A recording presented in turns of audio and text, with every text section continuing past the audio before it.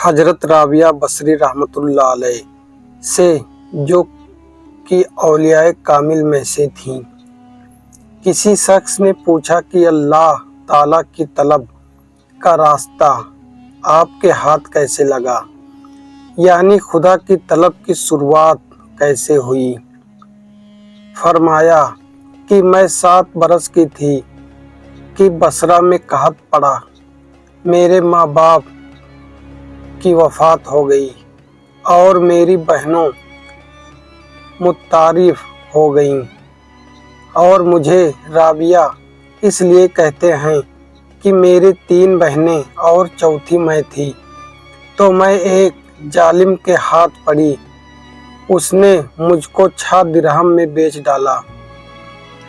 جس شخص نے مجھے خریدا تھا وہ مجھ سے سخت کام لیتا تھا۔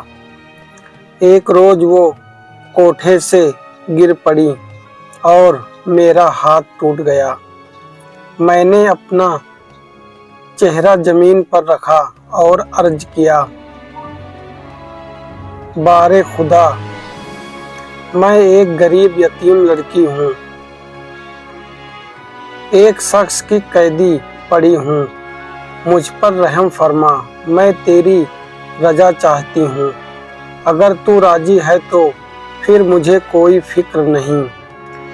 اس کے جواب میں نے ایک آواز سنی کہ اے رابعہ، غم مت کھا کہ کل کو تجھے ایک ایسا مرتبہ حاصل ہوگا کہ مقربین آسمان تجھ کو اچھا جاننے لگے گی۔ اس کے بعد میں اپنے مالک کے گھر آئی تو میں نے روزہ رکھنا شروع کیا اور سب کو ایک گوشے میں جا کر عبادت میں مشغول ہوئی۔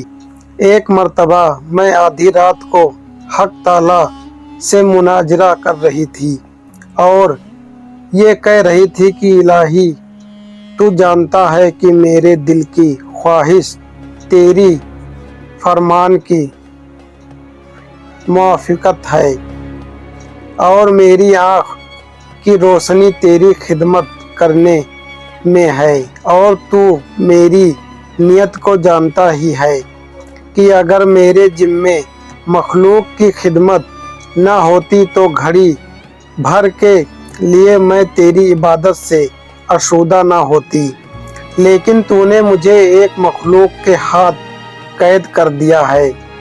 یہ دعا کر رہی تھی کہ مالک نے میرے سر پر ایک کندلی نور کی بغیر زنجیر کے لٹکائی ہوئی دیکھی، جس کے سبب سارا گھر روشن ہو گیا تھا۔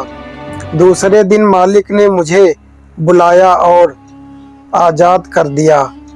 میں نے ویرانے کی راہ لی جہاں کوئی آدمی نہ تھا اور اپنے رب کی عبادت میں مشغول ہو گئی، چنانچہ ہر رات 1000 رکعت نفل پڑھتی تھی۔